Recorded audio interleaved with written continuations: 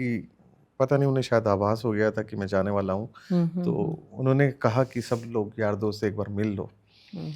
और तो ऐसे बहुत सारे लोग थे जो बहुत तकलीफ़ों में रहे और फिर भी उन्होंने इंसानियत नहीं छोड़ी।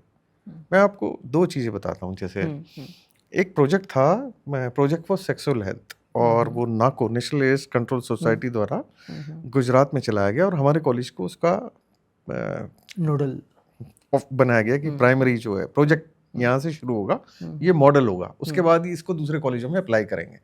और वो 3 डिपार्टमेंट शामिल किए गए, उसमें एक डिपार्टमेंट मेरा था और मैं एज ए प्रोजेक्ट ऑफिसर था।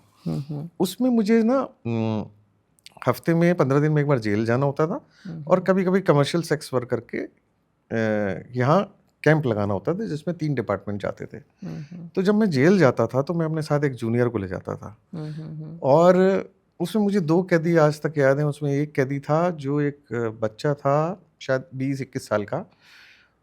उसको अदालत की तारीखें नहीं मिली थी और छोटे से झगड़े की वजह से वो जेल में कैद था। वो चाहता था कि जल्दी से जल्दी वो रिहा हो जाए, ताकि उसके परिवार को जो रोजी रोटी है उसमें दिक्कत ना आए, क्योंकि छोटी बहनें थी, माँ थी। और दूसरा कैदी वो था जिसको एचआईवी था, और उस वक्त इंडिया में एचआईवी की एक ही ड्रग मौजूद थी जो सरकारी अस्पतालों में उपलब्ध थी।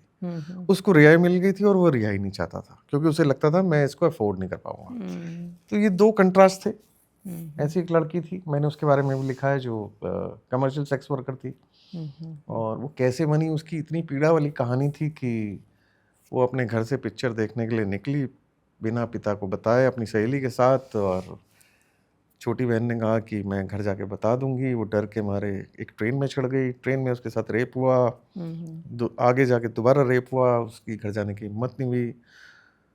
तो मैंने उसको पूछा कि भाई तू फ़ोन क्यों नहीं करती अपनी माँ को? तो वो कहती है कि मैं फ़ोन करती हूँ तो माँ कहती है, काट देती है, कहती है पापा को नहीं बताना। तो ज़िंदगी में कुछ इतनी तकलीफ़ और इतनी कहानियाँ हैं कि आप हिल जाते हो। आपको लगता है कि बहुत कुछ है जो अभी सीखना, बरतना, कहना बाकी है। हालाँकि सच बताऊँ, ऐसा लगता है कहा तो सब कुछ जा चुका है, बस हम उसको अलग तरीके से कह रहे हैं। ठीक है, बार-बार उन चीज़ों पे बार-बार आने में कोई बुराई नहीं है।